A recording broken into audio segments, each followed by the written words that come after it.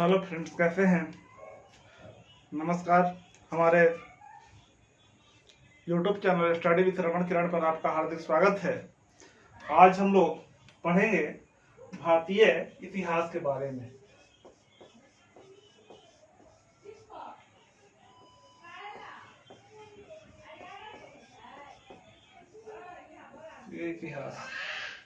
भारतीय इतिहास के बारे में जब हम लोग पढ़ेंगे तो इसमें हम लोग जानेंगे कि भारतीय इतिहास को अध्ययन की सुविधा के दृष्टिकोण के अनुसार कितने भागों में बांटते हैं। सबसे पहले हम यह देखें कि अध्ययन की सुविधा तथा उपलब्ध साक्ष्यों के आधार पर हम जानते हैं कि इतिहास के जो स्रोत होते हैं, इतिहास को जानने के स्रोत होते हैं, वे विभिन्न स्रोत होते हैं। जैसे पुरातात्विक स्रोत, ऐतिहासिक स्रोत, लिखित स्रोत। इन स्रोतों के आधार पर हम कैसे उनको सुविधा के दृष्टि के अनुसार बांट सकते हैं, इसे हमें यहाँ देखना होगा। हमें सबसे पहले अध्ययन की सुविधा और उपलब्ध साक्ष्यों के आधार पर हम जो इतिहास को मुख्य रूप से बांटते हैं वह 3 भागों में बांटते हैं। पहला है प्राक इतिहास।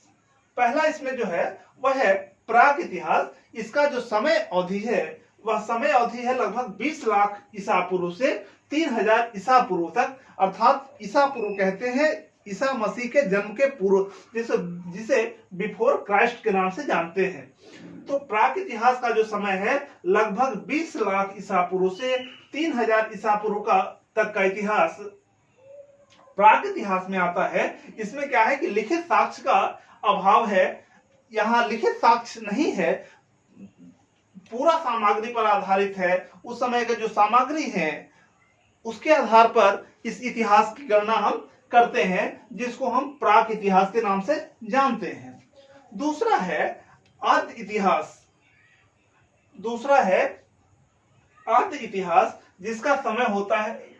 जिसका समय लगभग माना गया है 3000 बिफोर क्राइस्ट से 600 बिफोर क्राइस्ट।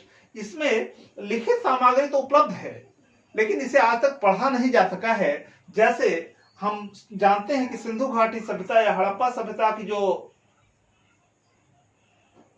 लिपि है जो आज तक नहीं पढ़ी जाती है, कुछ वैदिक सभ्यता के भी अवशेष है जिसे पढ़े नहीं जा सके, तो हम इसको आद्य इतिहास में मान लेते हैं। इसका भी अध्ययन हमें जब करना पड़ता है तो इसका भी अध्ययन हम पूरा तात्विक साक्ष्य के आधार पर, पूरा साक्ष्यों के आधार पर ही करते हैं।